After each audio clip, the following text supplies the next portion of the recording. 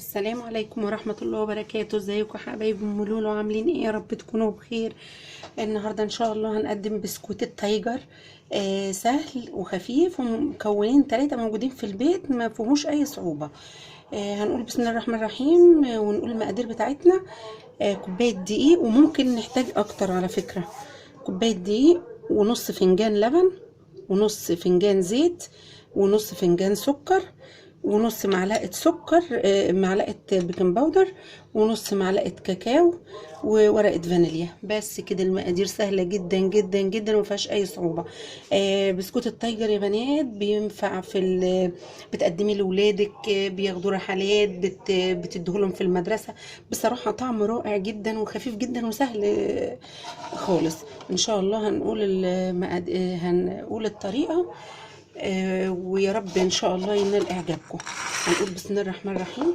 هنحط الدقيق، هنحط اللبن، معلش، والزيت والسكر، تمام، والفانيليا بتاعتنا، كيس فانيليا، وممكن تستخدمه وممكن لا، عادي يعني، بس انا بحبه، بيدي طعم بصراحة في البسكوت ده. كيس الفانيليا كده، تمام. هنقلب المقادير بالشكل ده،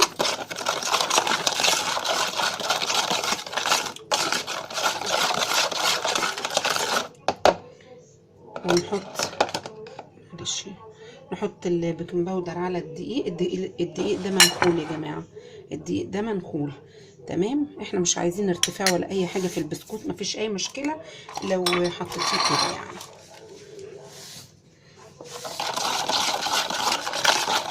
هنقلب بالشكل ده، بسم الله، ونحط الدقيق بتاعنا مع البيكنج باودر. عادي، المقادير سهله يعني وبسيطه جدا. احنا ممكن نحتاج معلقه دقيق عادي، تمام.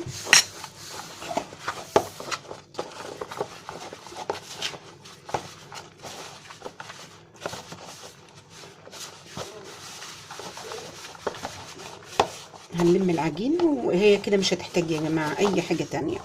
احنا بنخلي الدقيق زي ما احنا متعودين، دايما نخلي معلقتين زياده كده علشان للظروف. ممكن الدقيق تحتاج، ممكن ما تحتاجش، يعني حسب ايه، التساهيل كده، وحسب ايه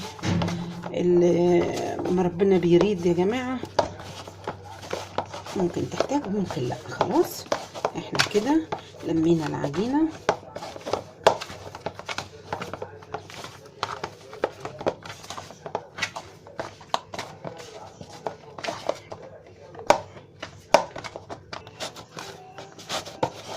اهو يا حبايبي، احنا عجننا كوبايه الدقيق، تمام، وما احتاجتش اي حاجه تاني. هناخد منها كوره كده قد الليمونه بالظبط. يعني ايه، انت حسب الكميه، انا بعمل كميه صغيره جدا عشان اعودكم، يعني انتوا بتضاعفوا الكميه اللي احنا بنقول عليها. احنا اخدنا كده حته قد الليمونه كده الكبيره، تمام. وبنركن العجينه بتاعتنا دي على جنب، ونحط كاكاو على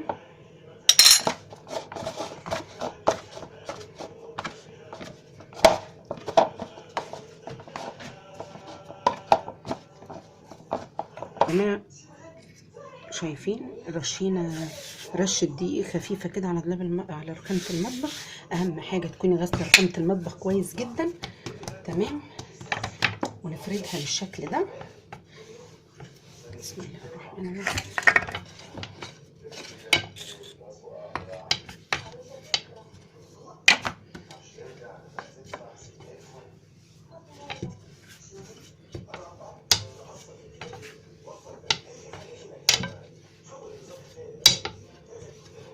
بس كده. بسكوت التايجر ده يا جماعه في منتهى الجمال، يعني سهل وبسيط جدا. احنا طبعا الكوره دي اللي قلنا هنعوزها، الكوره اللي هي اللي قد الليمونه دي، اللي حطينا عليها حبه الكاكاو، ماشي. بنمسكها بالشكل ده، ونجيب بنبرم كده. بصي الكاميرا جايباها، بصي بتبرمي صوابع كده وترمي كده على العجينه، صوابع رفيعه جدا، تمام. ترمي كده صوابع رفيعة من اللي هي الشوكولاتة دي اللي هي متضاف عليها الكاكاو دي. بصي هتديكي شكل في منتهى الروعة وطعم جميل جدا. ترمي كده على العجينة رمي عشوائي، يعني انت بترمي كده البني دي عشوائي كده براحتك، يعني كله ده هي ايه مش هيبان، هيدي شكل في منتهى الجمال.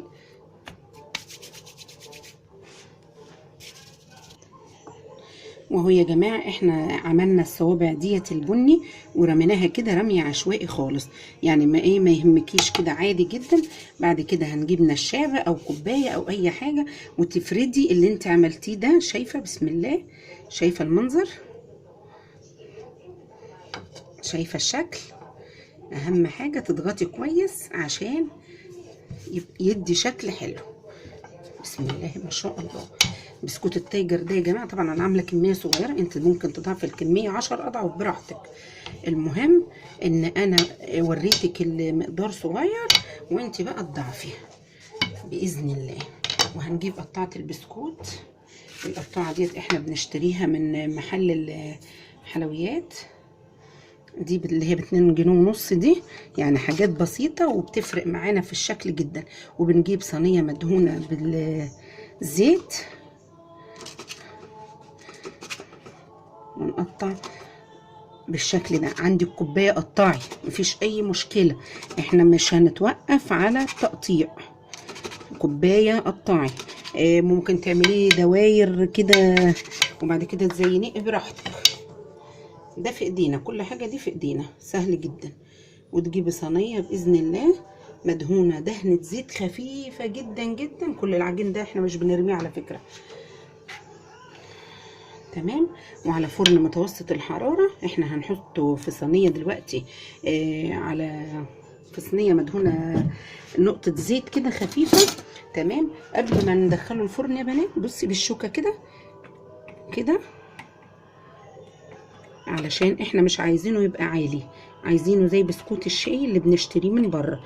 بس الفرق ان ده انضف وحاجه انت ضمنوها في بيتك، بتبقى تحفه بصراحه والاولاد بيحبوه جدا.